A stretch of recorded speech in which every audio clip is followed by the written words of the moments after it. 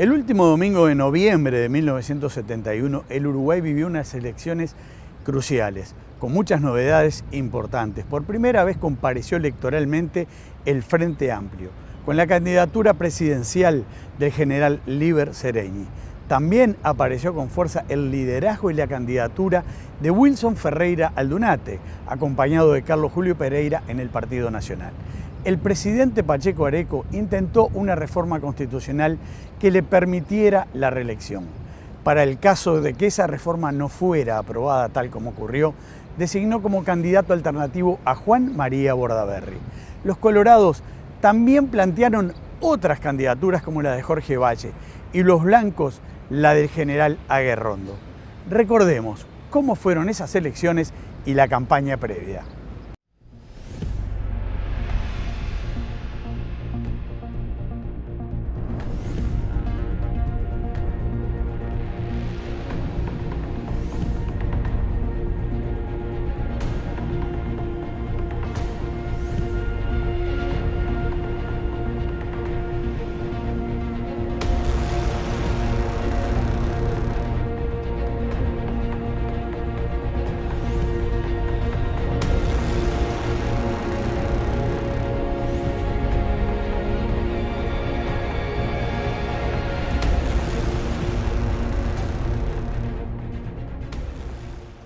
Es un escenario electoral en un contexto de polarización y de movimientos armados. Entonces, es un contraste considerable el de, bueno, hasta el hecho de que fue un paréntesis pactado o acordado para la competencia electoral, el ciclo electoral. Es una cosa que me parece que en sí misma es interesante, es decir, un país donde los movimientos armados no eran, a diferencia de otros países de América Latina, que ha habido reiteradas movimientos de ese tipo, en Uruguay era una cosa totalmente nueva, novedosa, preocupante, que hizo mucho el ambiente, las preocupaciones. El 70-71 estábamos en pleno enfrentamiento. La situación estaba muy dura. Bueno, yo recuerdo todavía que Arismendi nos decía, siempre hay que ponerse del lado de la pared y estar mirando la puerta. Eso me lo dijo él a mí. Pónganse ahí.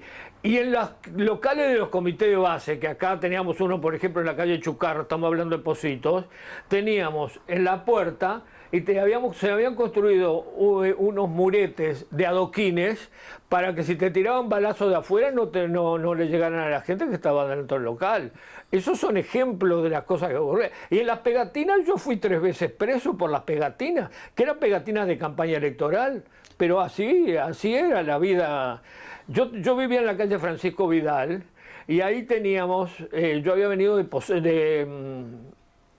Chile, que había estado 5 años, me volví a fundar el Frente Amplio, a trabajar en la fundación del Frente Amplio, y vivía en la calle Francisco Vidal, en la casa de mis padres, y ahí teníamos frente a las ventanas que daban a la calle, poníamos unas maderas por las dudas de que hubiera una explosión de noche y no agarrar a mis hijos, que eran todos chicos que vivían por ahí adentro. Era el clima que se vivía. Fue una campaña muy crispada, propia de los acontecimientos de la época. Estábamos viviendo un tiempo de mucha tensión. ¿Por qué? Bueno, porque estábamos en plena efervescencia tupamara. O sea, las acciones, digamos, de secuestros de embajadores, acciones terroristas, en definitiva, de ese tipo, secuestros de políticos, de empresarios, asaltos a bancos, que se acompañaba o se multiplicaba a su vez por una acción gremial, que en aquellos tiempos todavía tenía esa prédica revolucionaria. Es decir, ¿qué estaba pasando en la izquierda? Que había una opción revolucionaria y una opción política. La opción política estaba naciendo en ese momento por la acción inteligente del general Seregni.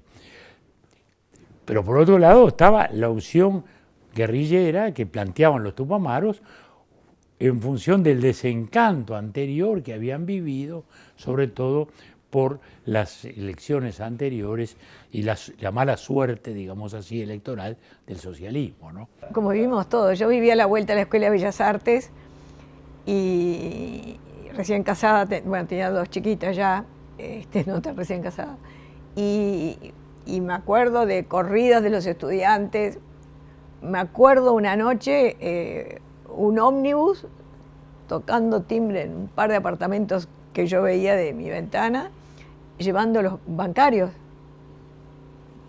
Porque cuando había una huelga. Ahí va. Sí. Yo me acuerdo, los míos paraban, bajaban y salían con el bancario. Entonces son cosas que uno las veía y no sé. No, creo que yo al menos no era consciente de lo que se podía venir.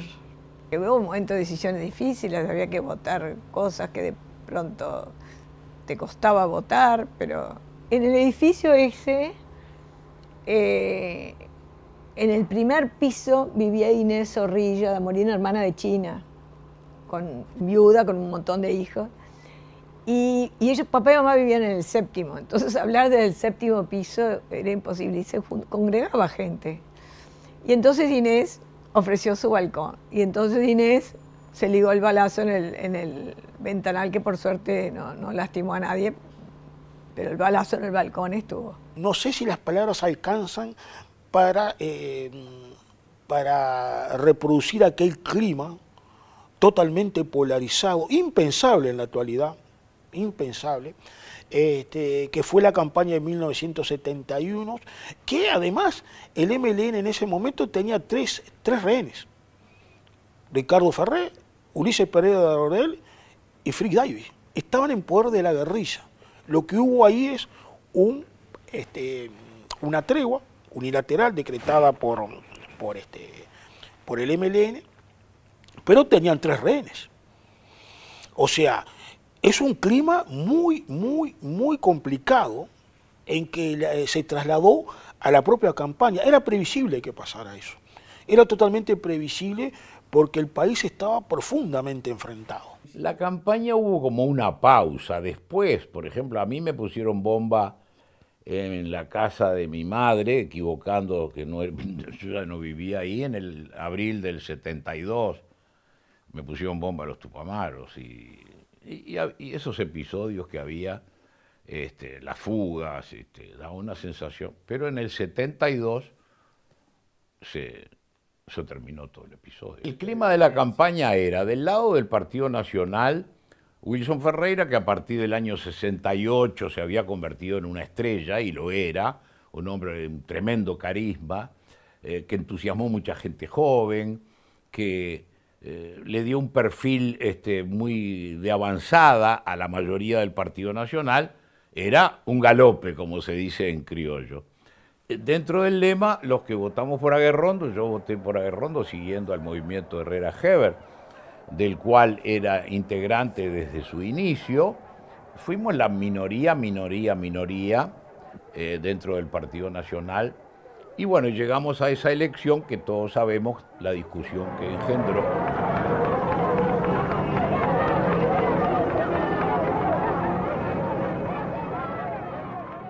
El 71 es también, decíamos, no solo la aparición del Frente Amplio, sino el movimiento de Wilson Ferreira, que también es muy importante, que supone una novedad muy significativa en el Partido Nacional, bueno, que era un movimiento muy ligado a la figura de Ferreira, de Wilson. El Frente Amplio también estuvo ligado en sus orígenes a la figura de Sereñi, es obvio, pero era una estructura que se venía armando desde 1962, digamos, del post-58. El post-58 es la referencia para pensar el 71 y el 73, por cierto. En cambio, en el caso de Wilson, me parece que estaba mucho más atado, perdón, del movimiento de Por la Patria, estaba mucho más atado a la figura de Wilson, mucho más atado a un cierto caudillismo. Dentro del Partido Nacional, en esos tiempos, había un hombre de una fuerza de estadista y de sentido nacional patriótico como Wilson, que era el candidato preponderante, pero como siempre en el Partido Nacional había un hombre como Wilson y del otro lado el candidato del herrerismo. Candidato del herrerismo era el general Aguerrondo, candidato a presidente, que en el año 1966 funda una logia intitulada Los Tenientes de Artigas. Nadie puede creer que la patria puede salvarse en estos, los momentos más difíciles que ha tenido el ciudadano. Y con usted, ciudadano, con cada uno de los que lean este papelito, con cada uno de los que lleven a su casa este documento. Y no queremos que sea simplemente el compromiso de los candidatos, o del partido, o de la columna cívica. Tiene que ser mucho más grande. Tiene que ser mucho más grande.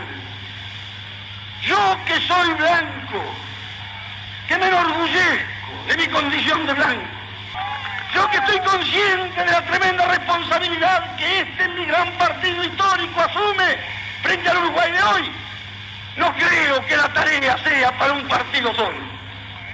Nadie puede creer que la patria puede salvarse en estos, los momentos más difíciles que ha atravesado a lo largo de su historia, acudiendo simplemente a una colectividad cívica, por trascendente e importante que sea, por grandes que fueran sus glorias pasadas, por tremendo que sea hoy el compromiso que asume con la patria.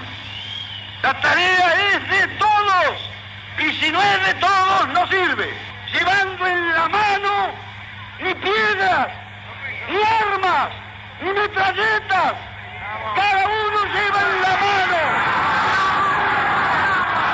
este montón de ideas, para todas las ideas, porque no hay nada más poderoso y más invencible que las ideas. ¿Cuáles son los rasgos más notorios de lo que nos está pasando? Se limitan las libertades públicas, desaparece la libertad de prensa, ocurren encarcelamientos masivos sin justificación alguna, se ataca con ensañamiento a la enseñanza, tanto a nivel universitario como secundario. ¿Qué es el Frente Amplio? El Frente Amplio es la definición de una acumulación de fuerzas ante un país en crisis, sobre todo en crisis política. Y es por eso ahí que se encuentra la posibilidad de agregar a los sectores de la izquierda clásica, Partido Socialista y Partido Comunista, sectores desprendidos de los partidos tradicionales, el Partido Demócrata Cristiano, ciudadanos independientes, y también se encuentra un liderazgo que sería históricamente fundamental, como es el liderazgo esencial de Líber Seregni, que demostró ser, digamos, un conductor muy especial en política como Uruguay nunca había tenido antes. Me refiero a la izquierda, me explico, y al mismo tiempo de proyección hacia el futuro. Seregni, que es una parte importantísima de la explicación del nacimiento del Frente Amplio, demuestra varias cosas. Apenas empieza a actuar, demuestra, en primer lugar, una enorme vocación por el largo plazo. Y aquí hay otra similitud con el estudio de la CIDE. Seregni nunca fue cortoplacista. Hizo famosa aquella expresión de la mañana después. ¿Qué pasa con las consecuencias de lo que yo hago hoy? Yo hago hoy esto, pero ¿qué consecuencias tiene mañana? Si siempre pensándolo también con criterio de largo plazo. Y luego su sentido fundamental de equilibrio entre los principios que siempre respetó puntillosamente y la responsabilidad política. Seregni es un ejemplo de responsabilidad política como no ha habido nunca en la izquierda del Uruguay. Lo digo con todo respeto por mis compañeros y compañeras, pero como Seregni no vamos a encontrar otro caso similar desde este punto de vista. Y dejo para el final de este pequeño comentario sobre Seregni algo que no me cansaré nunca de repetir: la generosidad de Seregni. ¿Y cuál era la estrategia del naciente Frente Amplio? Paz para los cambios, el cambio para la paz tenía varios destinatarios esa consigna. Nosotros nos cuidamos, el Frente Amplio y Seregni, de tener una crítica frontal al MLN, pero claramente la estrategia del Frente Amplio era alternativa a la estrategia de la lucha armada. Eso no había la menor duda. Las relaciones entre el Frente y la guerrilla resultaron complejas y Seregni fue muy crítico con el MLN. Bueno, yo creo que en realidad la neutralizó bastante. Digo, obviamente que se batía mucho el parche con esa, digamos, con ese, no diría hermandad, pero ese vínculo entre sectores frentistas y movimiento armado. Pero me parece que, bueno, primero la figura de Seregni es una figura particularmente fundacional. Me parece que la figura de Seregni le agregó a ese movimiento y a ese parámetros de la CIDE de programáticos, le agregó una fuerza, bueno, como a su vez en su lugar fue Wilson. Sobre eso del camino democrático habría mucho para hablar, ¿no? Pero yo reformularía la pregunta diciendo de si la vía armada o la vía electoral eran compatibles o incompatibles. Y mientras yo estuve en Punta Carretas se dio un proceso de discusión que tuvo que ver con la formación del Frente Amplio. De alguna manera nosotros teníamos comunicación con don Carlos Quijano y el núcleo de intelectuales que estaba cerca de ellos a través de nuestros abogados, que ellos estaban impulsando la creación del Frente Amplio. Y se dio una discusión muy interesante y se planteó apoyar al Frente Amplio y de apoyar todo movimiento político que formara que se aglutinara en torno al Frente Amplio. Y de alguna manera la expresión más cercana a nosotros fue el 26 de marzo, fue don Enrique Erro en lo electoral, pero se apoyó, es decir, haciendo la acotación expresa de que no se podía reformar el sistema por dentro, sino que había que, y aquí hay que referirse al contexto también, había que pasar y discurrir por la vía revolucionaria. Pero no se planteó una incompatibilidad entre ambos. Es decir, nosotros no fuimos antifrentemplistas, al contrario, contribuimos calladamente a la formación del Frente Amplio. El Frente Amplio y Seregni buscaron eso, una alternativa de salida no solo pacífica, sino de fortalecimiento democrático e institucional del Uruguay.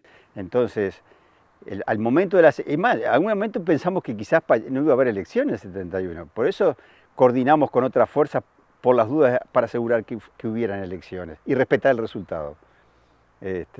Bueno, la prueba está, ¿no? Hubo elecciones, nuestro accionar paró desde septiembre, desde la fuga hasta a fines de diciembre, paramos totalmente, y después empezó de vuelta. Y por unas valoraciones después muy erróneas de nuestra parte, terminamos siendo derrotados a los pocos meses, ¿no?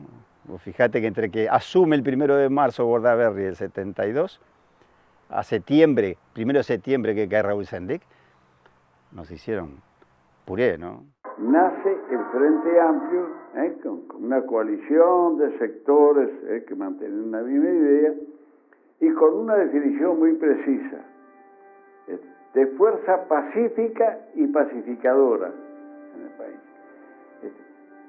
Como un último y desesperado intento de recorrer las vías institucionales para resolver la crisis política que ya presente e incluso dar nacimiento a la resolución de la causa de la crisis económica que es el origen de todo. El MLN, cuando nace el movimiento Tupamaro, nace como prácticamente una estrategia foquista del pequeño grupito de iluminados que van a cambiar el país y manteniendo la estrategia de la fuerza y la violencia.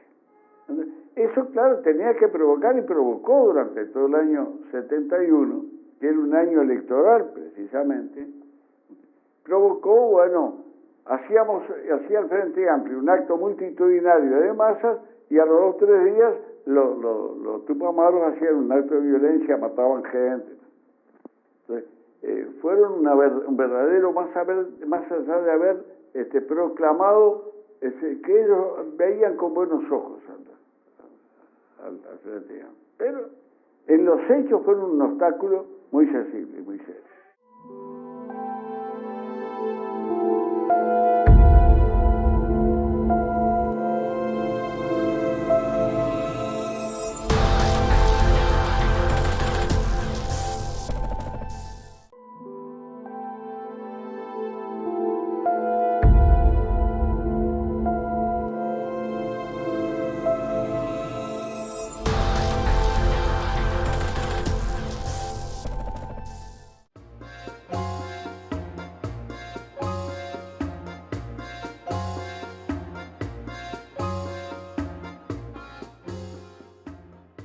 ¿Cómo surge la candidatura de Wilson Ferreira?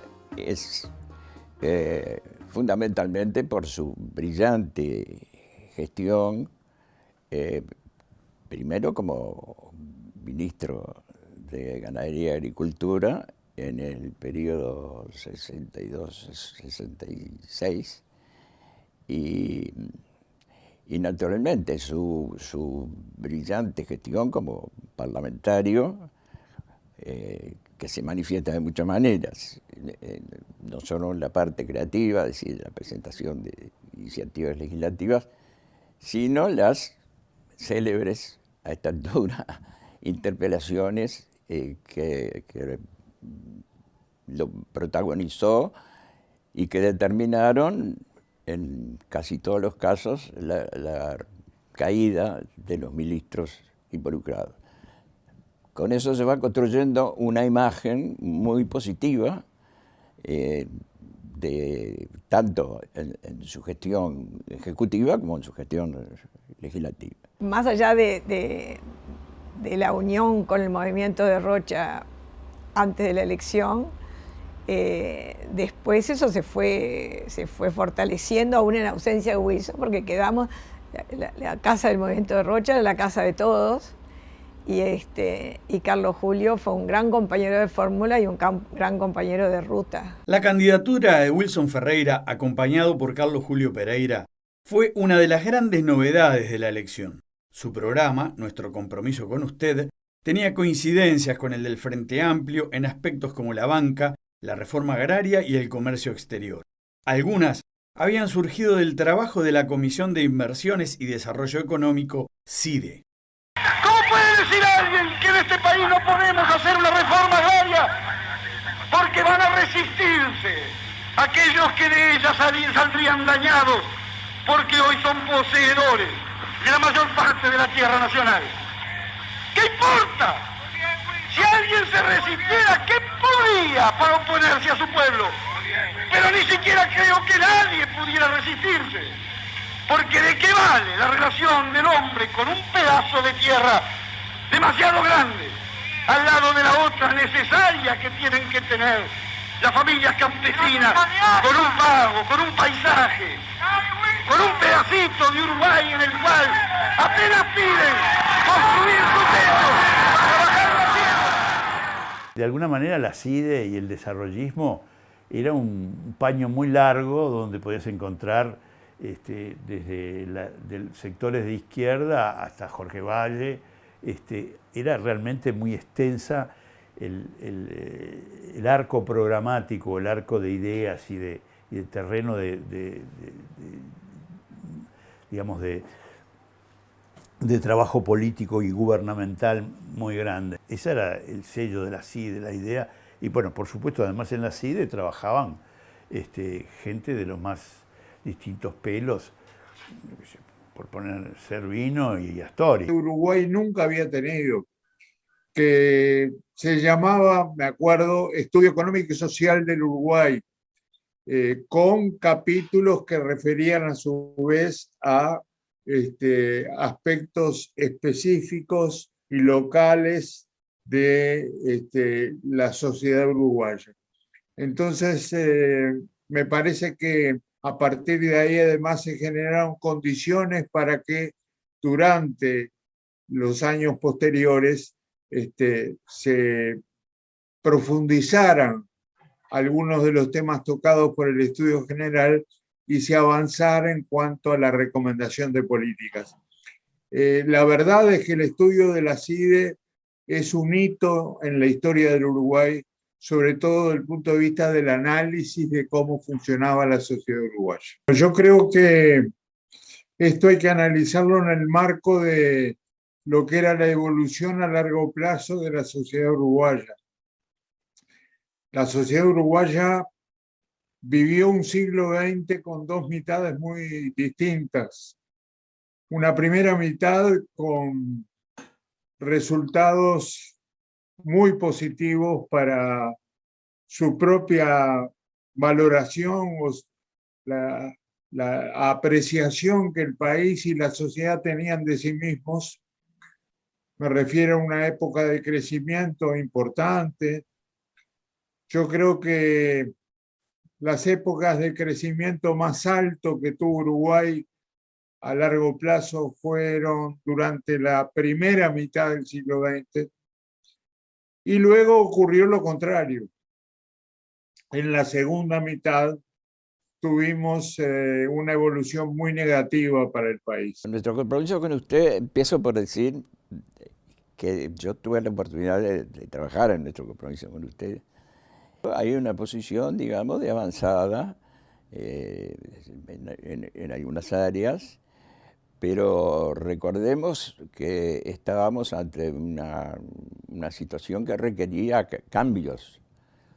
Los cambios podrían ser más profundos, más audaces o menos, pero era evidente que había inestabilidad en muchos campos y, digamos, y mediocridad en otros. Entonces se necesitaba un programa audaz y transformador.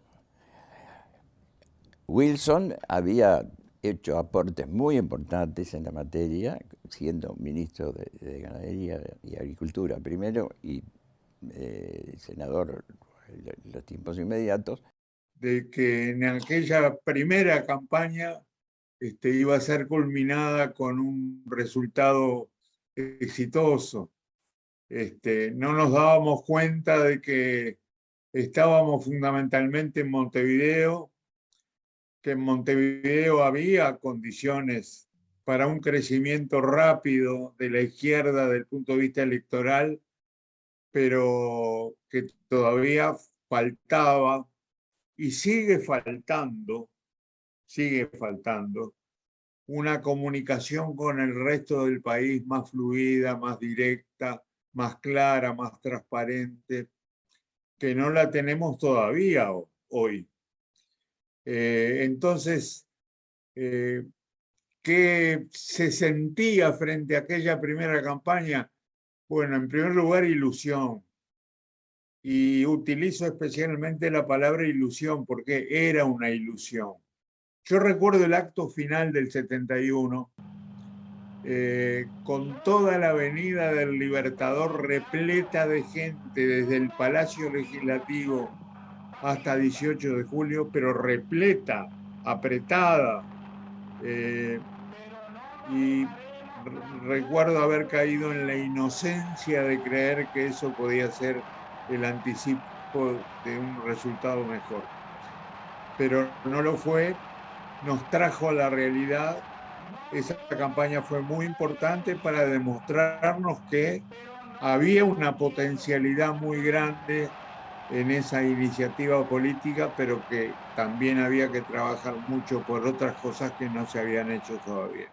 El intento de reelección del presidente Pacheco Areco fue un condimento fundamental de la campaña electoral. Creo que es una de las campañas más controvertidas de la historia del país.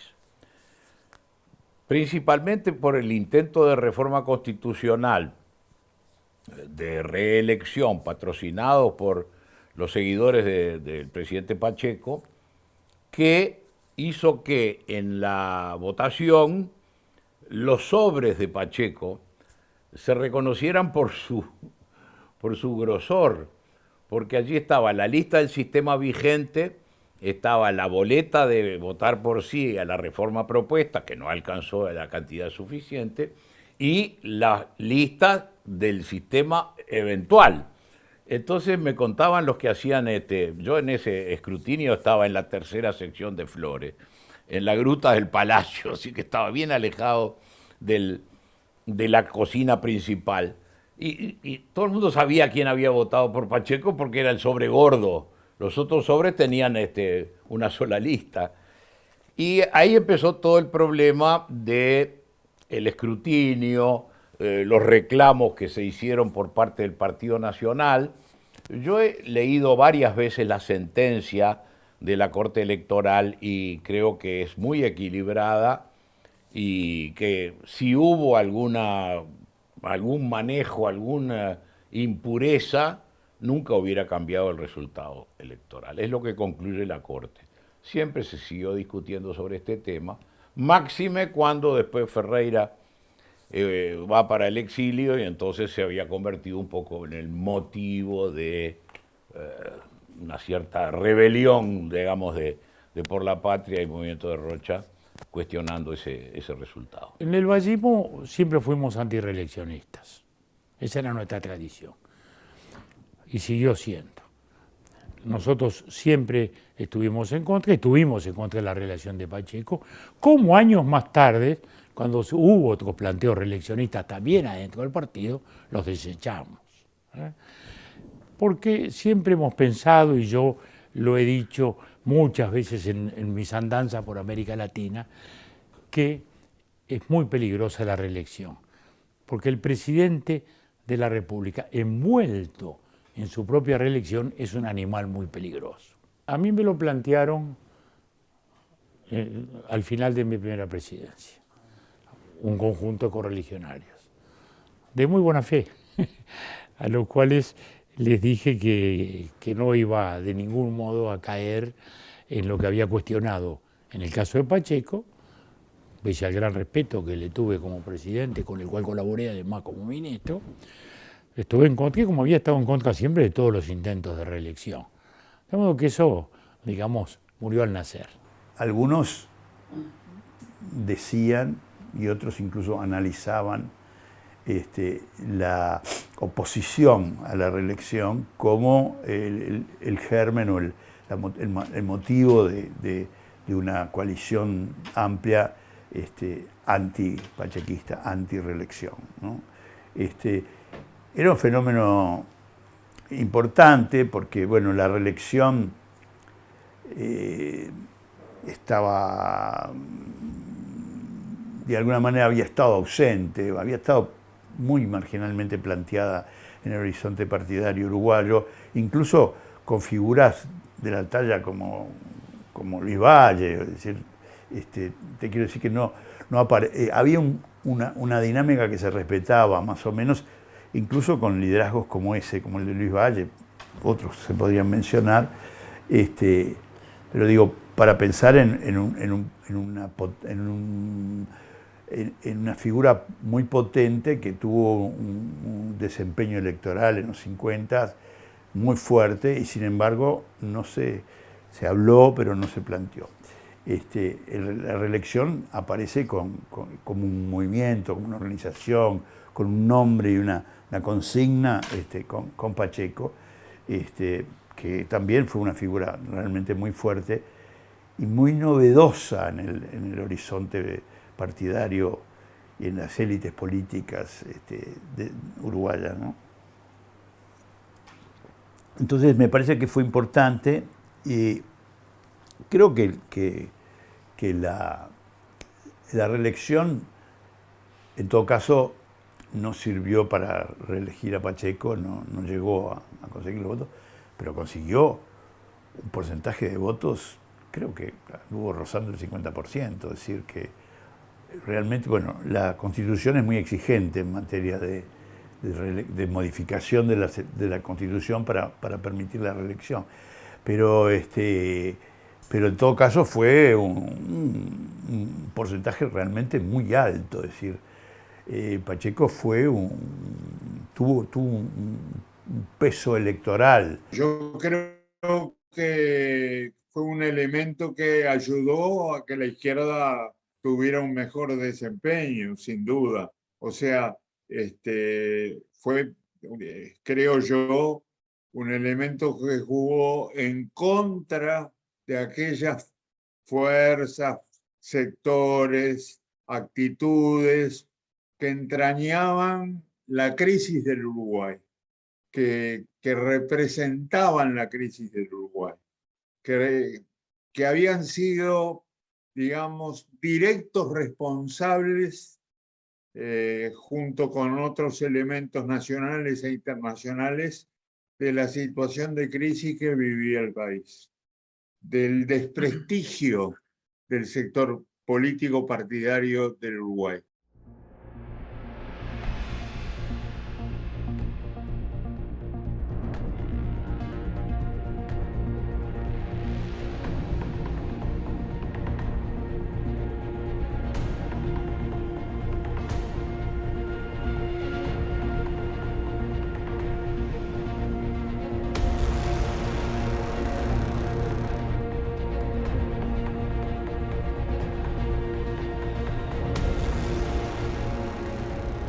Me inclino a pensar de que Pacheco pensó en motor de la campaña, porque hay una frase que le dice que está en el libro Estado de Guerra.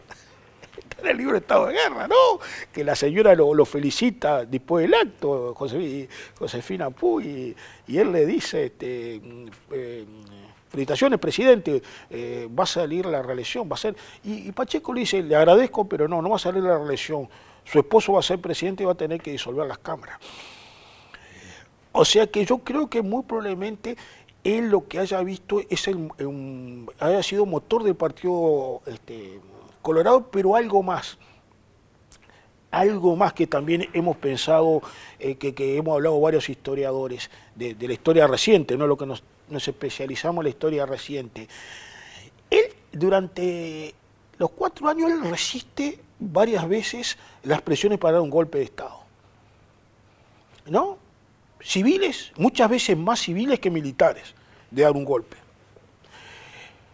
Es lo que él quiere llegar a las elecciones y quiere traspasar la banda presidencial. Para eso necesita revitalizar a su partido, ¿no es verdad? Entonces su figura sería un buen acicate para lograr eso, ¿no? Hay también eso también en él. Eso también opera en su estrategia. A Bordaberry no hay que menospreciarlo. No creo que sea justo decir que llegó a presidente tan solo porque no le hiciera sombra a Pacheco. Es más, él en la campaña electoral, Bordaberry lo dice muy claro, hay que votar por Pacheco. Hay que tratar que salga la reelección. Yo no quiero ser presidente. ¿Cómo logró Pacheco convertirse en un líder muy fuerte después de una trayectoria poco destacada? Esa es una buena pregunta.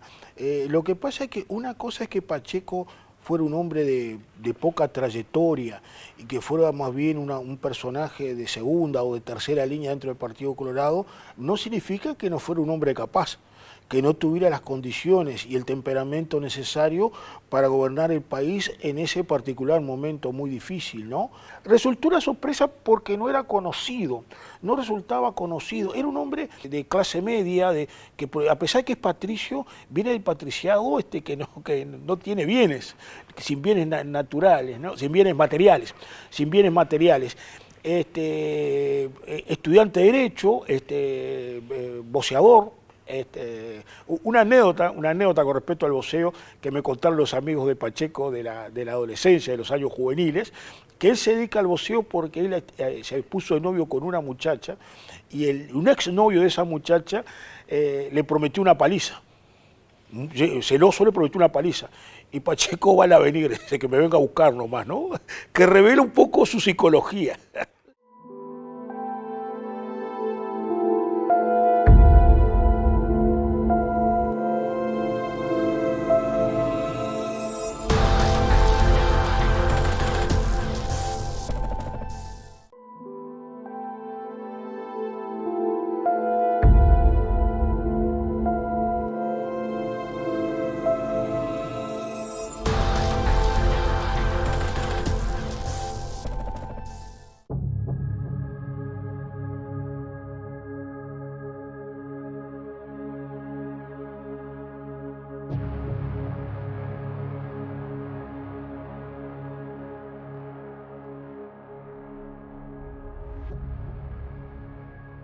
Una de las grandes controversias de esa elección fue la reforma constitucional reeleccionista. Eso fue una decisión controvertida también en la Corte Electoral. No es la primera vez que en Uruguay se votaba conjuntamente con las elecciones una reforma constitucional. De hecho, en todas las elecciones del Uruguay se vota una reforma constitucional. Tampoco era la primera vez que se votaba un cambio de sistema, un cambio de régimen. En el 66 se votó una reforma constitucional que promovía la sustitución del sistema colegiado por la presidencia de la República. Y también se votó en el 66 con hojas por el régimen vigente y por el régimen proyectado. En el 71 pasó lo mismo. La diferencia es que la reforma implicaba la reelección presidencial inmediata.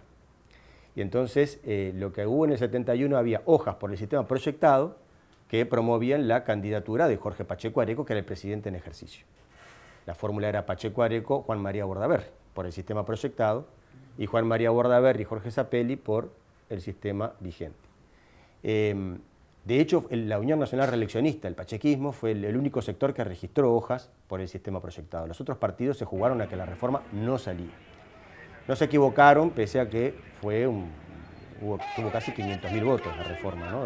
La reforma tuvo más votos que cualquier fórmula presidencial en esa elección, pero no salió. Con esto quiero decir que tampoco no era nada nuevo esto de votar por el sistema vigente y el proyectado.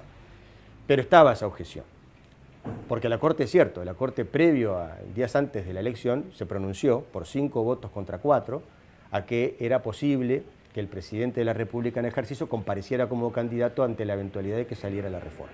Eso también se discutió en la Corte, fue una sentencia, como digo, salió 5-4, y que el Partido Nacional realmente objetó, pero bueno, acató en la medida que la Corte Electoral la aprobó.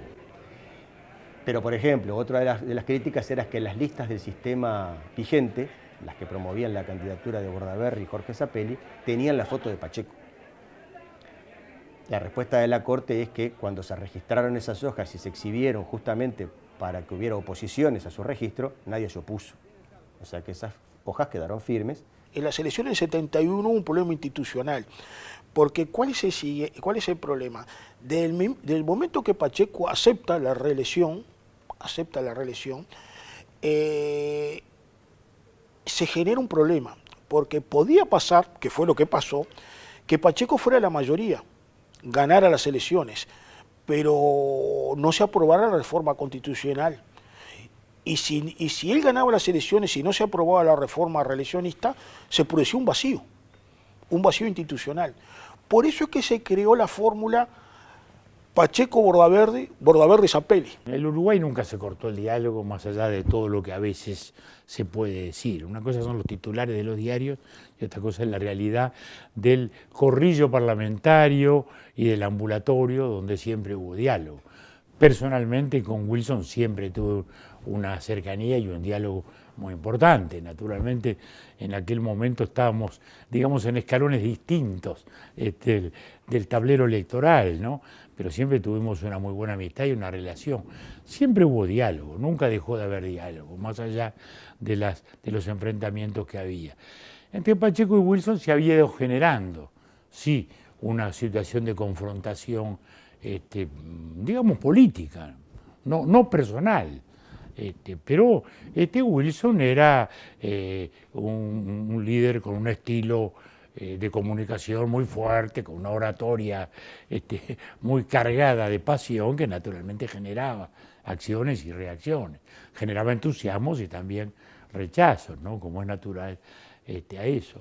Y la elección, de algún modo, él fue un protagonista muy importante. Con Sereñi teníamos un diálogo de antes, de mucho tiempo, y realmente él realizó una construcción ingeniosa que primero intentó hacer de algún modo adentro del propio Partido Colorado, porque la idea original fue constituir un frente adentro del Partido Colorado que después no cuajó por diversas circunstancias en aquel momento, porque de algún modo la idea original de Sereñi era un frente para competir con Pacheco. Y en ese intento que no siguió adelante, luego se produce la decisión que encabeza él y que lleva desde el Partido Colorado nada menos que a Michelini y Hugo Batalla. En el Parlamento se hablaba un poco, era casi el ámbito que permitía. El que tenía más diálogo, ahí estaba Juan Pablo Terra, estaba Américo Pla Rodríguez, también otra figura histórica, gran profesor de la Facultad de Derecho Laboral. Bueno, y Selmar Michelini era el dialoguista con los partidos tradicionales, fundamentalmente el que tenía mejor diálogo y más habitual por su estilo. Por el estilo de Selmar era un estilo franco. Él decía, voy a decir algo que llama la atención, pero lo dijo él, estando yo, un lugar donde se pueden conversar cosas importantes es cuando vamos al baño. Y él en esa chiquita era el que llevaba y traía propuestas y consignas para generar un clima. Estaban también, no, había diálogo y demás, pero el Frente Amplio todavía era un proyecto en ese momento. Silvia Ferreira no recuerda que hubiera mayores instancias de diálogo. Que yo recuerde no, ni siquiera dentro del Partido Nacional, que esta vez en todos los partidos, en los tres grandes partidos, se hincharon todos por su partido, pero había, hasta la elección interna y el candidato único, había, en aquella vez no recuerdo que hubiera mucho contacto. No. Una parte del Partido Nacional aportó muy poco. ¿Cómo vivió Wilson Ferreira el triunfo de Bordaberry?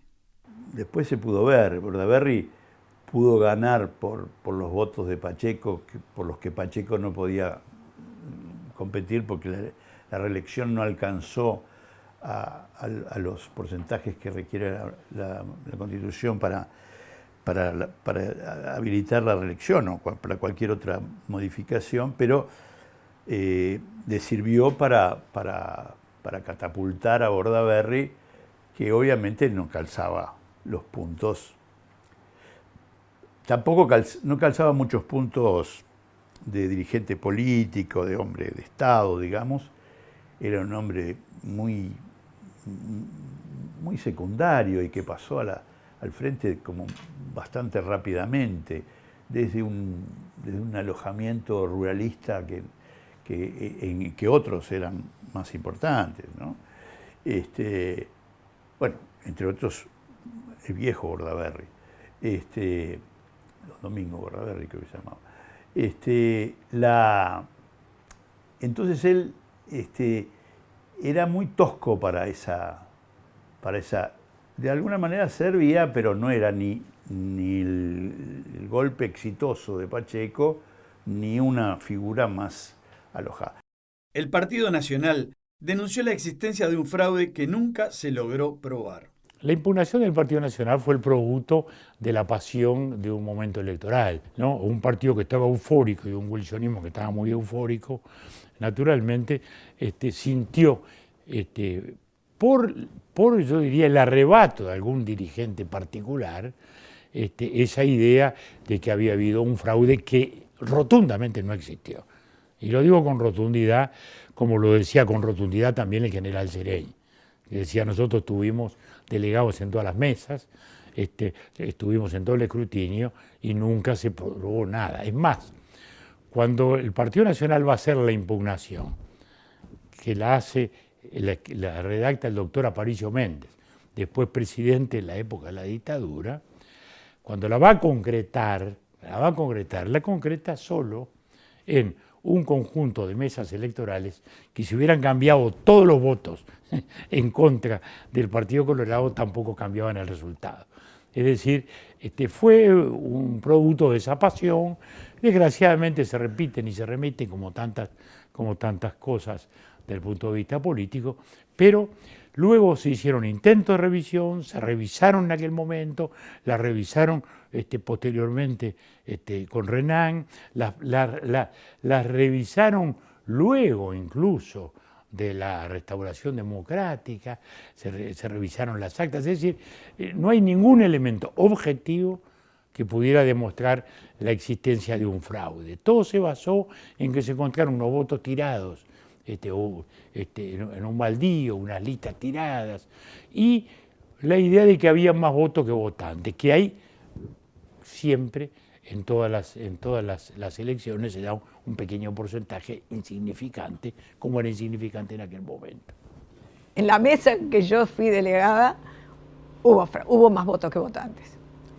Y todos nos creíamos muy vivos, lo que estábamos mirando cuando abrían los sobres, pero muchos sobres venían con 2 votos para el régimen vigente.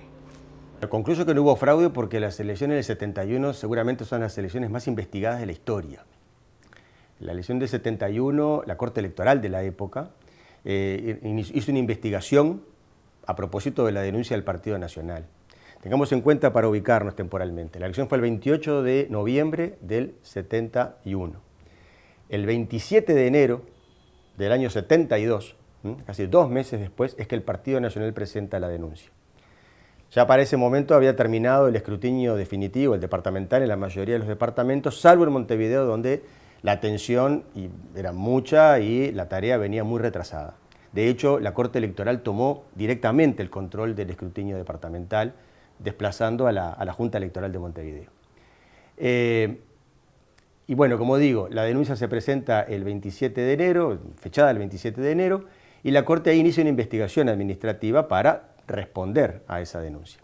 Que en principio se dudó si la denuncia era ratificar las observaciones que de los delegados partidarios nacionalistas habían realizado durante el escrutinio primario o era una nueva denuncia de impugnación parcial de la elección, porque concretamente se hablaba de 211 circuitos de Montevideo, porque básicamente las denuncias referían al departamento de Montevideo, no en el resto del país.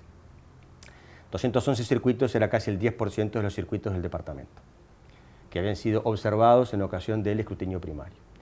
La Corte define como punto previo que, bueno, que esto es una denuncia distinta, que apunta a un pedido de anulación parcial de la elección, y por eso hace una primera investigación que concluye el 15 de febrero, el mismo día en que asumen las cámaras. La Corte concluye desestimando la denuncia del Partido Nacional por 7 votos contra 2. Y esto es importante porque esos 7 votos, obviamente, en ese momento la Corte estaba integrada, son 9 integrantes, 5 de filiación o propuestos por el Partido Colorado y 4 propuestos o de filiación Partido Nacional. O sea que en estos, la mayoría hubo 2 votos, 2 ministros de filiación nacionalista que apoyaron el rechazo a la denuncia. Finalmente, el intento reeleccionista no prosperó. Ganó las elecciones Juan María Bordaberry. Las denuncias de fraude del Partido Nacional jamás fueron probadas y el Frente Amplio, la primera vez que concurría a elecciones, tuvo una buena votación. Y desde entonces, la Casa de Gobierno, que está a mis espaldas, pasó a ser sede de hechos fundamentales para el futuro del Uruguay.